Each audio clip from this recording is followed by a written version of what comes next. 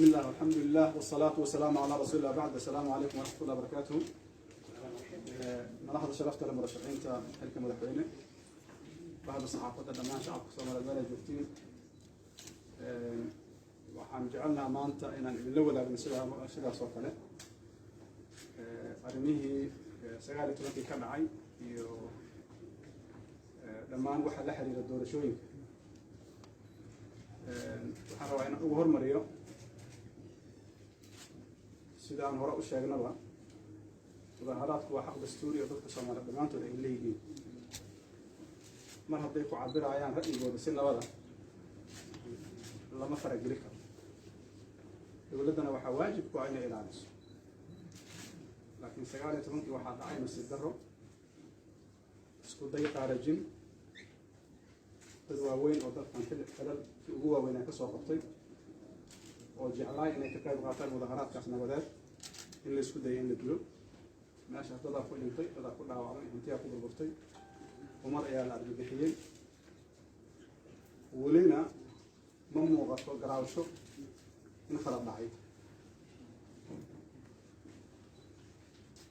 marka waxaan rabnaa inaan caddayno inaanan ka tanaasulin mowqifkeennii iyo mabda'eennii iyo xuquuqdii aan u taagnay shalay oo ahayd in uu suuro galo banaanbax nabadeed oo dadka Soomaaliyeed fikirkooda ay ku cabiraan oo ka dhici doona isla goobtii maxay ahayd la caqaladeeyay darjirka daxsoon insha Allah tabaaraka wa tacaala maalinta Jimcaha. marka dadka Soomaaliyeed meel ay joogaan waxaan u baaqaynaa inay kasoo qayb qaataan. haddaan maanta xaqiijin weyno 60 iyo dhowr sano kadib inaan banaanbax nabadeed qabanno, macnaheedu waxa waaye dariiqii dowladnimada waxaa hor taagan caqabaad iyo dictaatoriyad iyo xorriyad la dagaalan iyo dowlad burburin. dowladdu waxay ku dhisan tahay mabaadi'da ugu horeysana waa xorriyaadka dadka. xorriyaadkaasna waxaa kafaalo qaaday sharciga. dowladdu waxay ku dhisan tahayna waa heshiiskaas in la ilaaliyo xuquuqda. taas waxaan rabaa halkaas in awoodo. arrinta labaad oo taas la xiriirta waxa waaye dadka halkan jooga dhammaantood waxay ka shaqaynayaan dowladnimada Soomaaliya inay dhisanto si nabad ah, isfaham iyo ilaalinta sharciga ama sareynta sharciga ama dastuurka. marna wax kuma raadinayaan dagaal iyo in cid kale dhibaato gaarto. waxaadna ka garan kartiin annagoo joognaan kuraasta ka tagnay oo awood u leh in wax hadda dhacayo wax ka badan aan sameyn. waxaan doorannay waxa dastuurku noo ogol yahay inaan ku ekaano, fursad siino dadka Soomaaliyeed codkooda inay dhiibtaan, ciday doonaan ay doortaan, lanala shaqeeyo. taas ayaana dhacday. mabda'aas mabda' cusub ma aha, waa mid shalay aan aaminsanayn, maanta waa aaminsannahay, berri waa aaminsannahay, waa la noolaanaynaa, waa la dhimanaynaa, dadkaan ugu yeeraynaa. waxaan aaminsannahay maalintii qarannimada Soomaaliya la aasaasay oo xorriyadda la qaaday, mabda'aas haddii lagu adkaysa lahay oo faragelinta ciidanku aysan imaan lahayn, maanta Soomaaliya meeshaan meel aan ahayn joogo. marka ma ogolaa karno 30 sano oo burburan kadib in haddana ay timaado in sharciga loo hoggaansami waayo, awoodda dowladnimada lagu takrifalo, doorashada meesha ay ka baxdo. waxaan rabaa inaan idiin sheego cidaan u wakiilanay hadalkeenna iyo aragtideenna oo annaga naga turjumayso oo warka hadda aan sheegayno war khilaafsan intay sheegto annaga noo nisbay karta ma jirto. warkaas in la fahmaan marayna waa golaha waxaa leedahay golaha murashaxiinta. qofku ama wuxuu ku hadli karaa magaca murashaxa naftiisa ama magaca golaha. waxaana wada khuseeya midka guud ee aan ku wada hadalno. iska daa marka qof kale oo ka baxsan murashaxiinta, qof aan xil u haynin, murashaxiinta aan ka tirsanayn, afhayeen aan u ahayn ayaa hadlay. annaga dhiiggeena looma banaysan karo. waxaan u malaynaa aragtidaas waa cadda.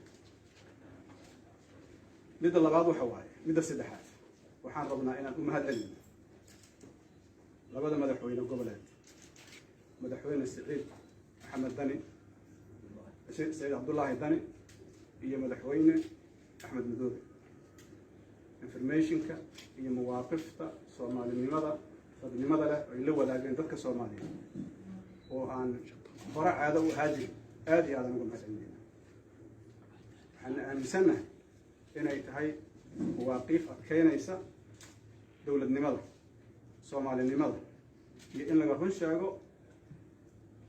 geedi socodka nabadeed ee aan doonayno in ay ku timaado doorashada waxaan rabaa inaan u gudbo qodobka saddexaad waxaa wada ogtihiin madashaan waxay soo dhaweeyeen heshiiskii 17 September oo ka dhacay Dhuusamareeb qayb kama ahayn kuma qanacsanayn waxa lagu soo heshiiyey dadka danleyda ah oo doorashada galaa iyaga ahaayeen ay ahayd in laga tixgeliyo mana dhicin laakiin haddana waa soo dhaweeyeen waxay u soo dhaweeyeen heshiis jacayl ay u soo dhaweeyeen waxaan aragnaa 17 September inay sii dhimanayso waxayna usii dhimanaysaa in reality-ga la iska indhatiraayo aan la rabin khaladaadkii iyo waxyaabihii ka maqnaay oo ku jira in la xalliyo inaan la rabin waxaan aragnaa dalka asal ahaanba inaan doorasho loo wadin ee loo wado in lagu haysto xukun askari ama xukun military waxaan rabaa halkaas inaan ugu gudbo dhalinyarada Soomaaliyeed ee loo carbiyey inay ciidan noqdaan military boolis nabad sugid iyo maxaan ku ilaadaa ciidamada xabsiyada waxay ku dhisan yihiin sharci waxay ilaaliyaan mabaadi dowladnimo mabaadidaas hadday ka leexdaan fal kastoo ay geystaan waa dambiilayaal marka waxaan rabnaa in ugu yeerno shalay iyo maanta ciidanku isma bedeli karo maxaa yeele wuxuu ku dhisan yahay mabda ciidanka looma adeegsan karo waxaan sharciga waafaqsanayn intaas waxaan rabaa inaan sii dhaafsiiyo maanta waxaa su-aal weyn ka taagan tahay ciidanku iyo hoos tagaa oo amarka qaadan ilaa madaxweynaha waqtigiisu waa dhamaaday madaxweynaha ayaa taliyaha guud ee ciidamada madaxweynaha waqtigiisu waa dhamaaday sharcigu wuxuu leeyahay madaxweynuhu wuxuu xafiiska joogayaa 4 sano oo ka bilaabata maalinta la dhaariyo marka 4 sano waa dhamaaday yaa u taliya marka oo waxaan dhacaya mas-uuliyadda dhaqaalaha hadday dhacdo ruux waqtigiisii dhammaado inuu amar bixiyo khaldan qofkii amarkaas fuliyey iyo qofkii sameeyo dembigood waa laba laabmaya waxayna noqonaysaa dembi ku talagal iyo ujeeddo loo galay arrintaas waxaan leenahay waa arrin khatar ku ah qarannimada Soomaaliya inay sii socoto dowladnimada inay sii socoto waxaan rabaa inaan hoosta ka xariiqo dowlad xoog ku dhisnaa kartaa ma jirto tajaaribta adduunkaana tustay annagaa hore u soo marnay dowlado badan oo Afrikaanaha soo maray kuwa Carabaha soo maray kulli waxay ku dambeeyeen meel aan fiicnayn marka waxaan ku laabanaynaa tii hore mase waxaan saxaynaa khaladaadka dhacaya maanta annagu u jeedna waxaan saxaynaa khaladaadka maanta jooga waxaan ilaahay uga mahadcelinaynaa maanta inaan joogno xilli aan saxi karno maxaa yeelay khibrad waxaan u leenahay wixii soo dhacay oo dhibaatada ahaa iyo burburkii marka waxaan leenahay ciidamada qalabka sida waa inay u hoggaansamaan sharciga faraha kala baxaan siyaasadda ciidamada qalabka sida dhammaantood waa inay u hoggaansamaan sharciga kala baxaan siyaasadda faraha waxaan rabnaa inaan u mahad celino dhalinyarada Soomaaliyeed ee diiday inay faldambiyeedka la amray ay ka qayb qaadato baal taariikha oo dahabi ay ku qoran yihiin waxaana u aragnaa waa inay ka qayb qaateen dhismaha qarannimada bushaaraa lay siiyey askaraa layga dhigay dowladnimo kuma dhisantahay dowladnimo waxay ku dhisan tahay aragti falsafad iyo waxay ku dhisan tahay mabaadi sharci dowladnimo ku dhisan tahay marka waxaan rabnaa inay u laabtaan wax saxda ah waxaan rabaa inaan u gudbo madasha murashaxiinta dhammaantood waxay jeclaa lahayn berri doorashaan berri dambe iska dhac berri in la qabo laakiin inay noqoto doorasho xur ah oo xalaala oo laga wada qayb qaadan karo. waxaan aaminsanahay xallinta khilaafaadka ka dhashay heshiiskii 17 September maalinba maalinta ka dambaysa khilaafku waa sii fogaanaya. maanta waxay taagan tahay dowlad goboleedyada shala qaybka inay yidhahdaan kama qayb gelin. taas waxay koosgaraynaysaa doorashadii inaysan dhicin. marka waxaad isweydiisaa kala fogaashada ayaa mas-uulka ah. yaa la rabaa dalka inuu isku haayo? yaa la rabaa dadka inuu isu keeno? yaa la rabaa dadka inuu isu tanaasuliyo? yaa laga rabaa mas-uuliyaddaas way saaranta. waxaan u maleynaha inaad mujaab iga baahnayn. waxaan rabnaa dadka Soomaaliyeed maanta waa maalin muhiim. waxaa samaysmaya taariikh Soomaaliyeed. laba dariiqa noo furan. dariiqi shalay aan ku dunnay inaan marno iyo kan kaloo saxda oo dimuqraadiyada, xukun wanaagga, isu tanaasulka inaan marno. labadaas inaan kala duwan. waxaan hubaa inaan dooranayno midka kale awood fara badan iyo hub fara badan iyo ciidan fara badan iyo dhaqaale fara badan. xaqa laguma fiiriyo, dowladnimada laguma fiiriyo. waxaa lagu fiiriyaa mabaadi'da ay ku dhisan. marka annaga ka duulayna mabaadi'daas dowladnimo, annagoo ka duulayna adkaynta sharciga, annagoo ka duulayna wada jirka ummadda Soomaaliyeed. waxaan leenahay madaxda halkan joogta waxay qayb ay ka soo qaateen dhisidda qaranimada. haddana waxaa lagama maarmaan ah ayaga iyo dadka kaloo muhiimka ah inay qayb ka qaataan. maxaa yeele dadkii soo bilaabay waa ku kala tageen, waa ku kala aragti duwanaadeen. waktigeeni waaye annaga aan faragelin leh. aad iyo aad u mahadsantihiin. wasalaam.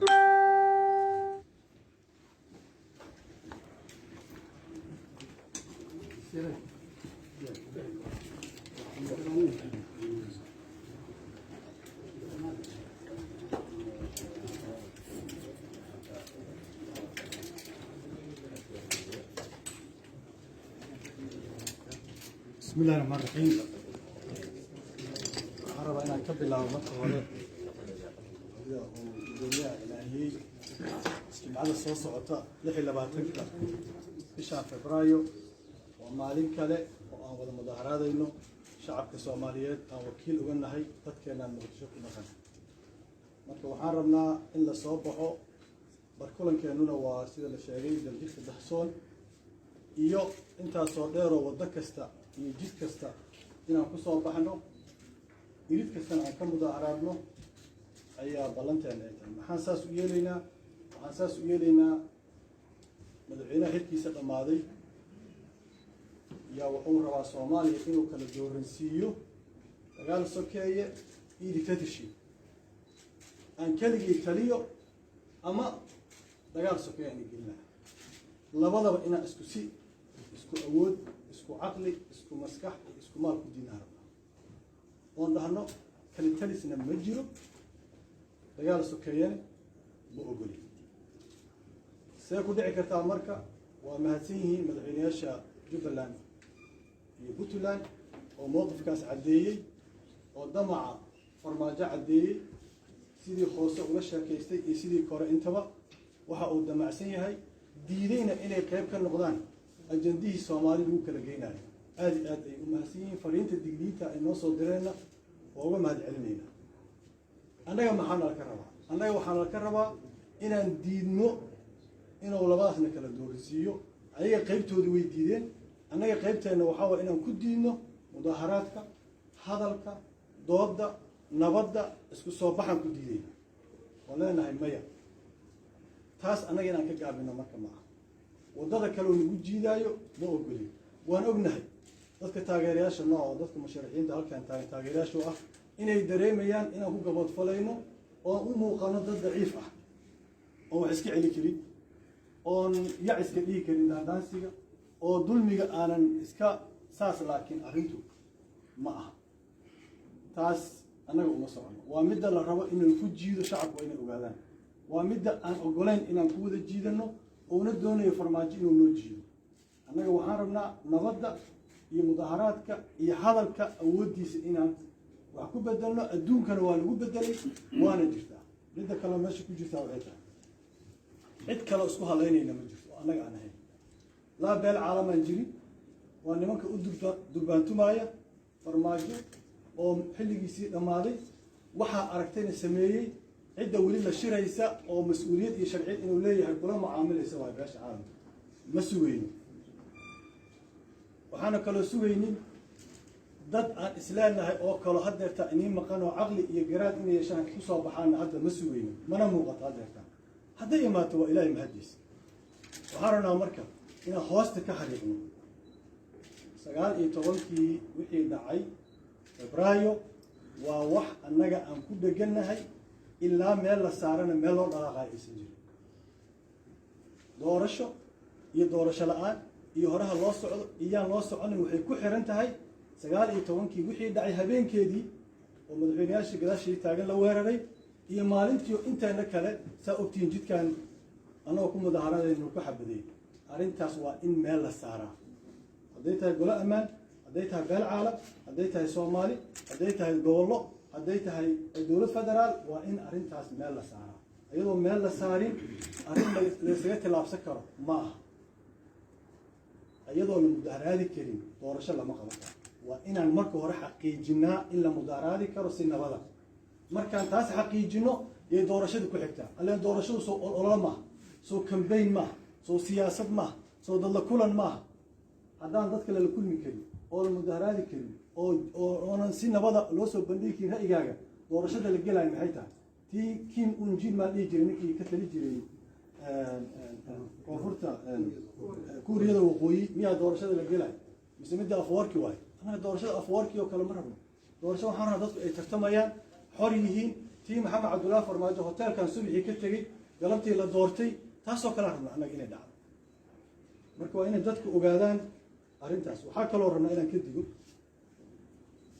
farmaajo waxaa xalay fashilmay qorshayaashiisii ahaa doorasho maaweelo ah oo been ah inuu nagu dul hayo oo waxba ka jirin xalay hadalkii madaxweyne siciid deni wuxuu fashiliyey doorasho been ah oo madadaala inay meeshaa ka socotay ajando kale oo ciidan iyo xoog iyo dadka in la terrorize gareeyo loo awood sheegtana oo dhinac socday farmaajo waa fashilmay qorshihiisii waa fashilmay wuxuu aadi doonaa qorshaha kale wuxuu isku dayi doonaa inuu komid gareeyo ama uu ku dhaco isqarxintii ama suusaydkii ugu dambeeyey oo ah inuu dadkaa mar kale soo weeraro madaxdaa meesha taagan inuu dadka ikhtiyaalo keensado inuu sida hadda la sheegayo shabaabka oo la macaamalayo shabaab soo isticmaalo waxaan u baahanahay dadka reer muqdisho inay digtoonaadaan oo arrintaas ay vigilant ama ay ka digtoonaadaan muxaawalada ugu dambeysa ama isku dayga ugu dambeeya oo isku qarxi doona farmaajo in loo digtoonaado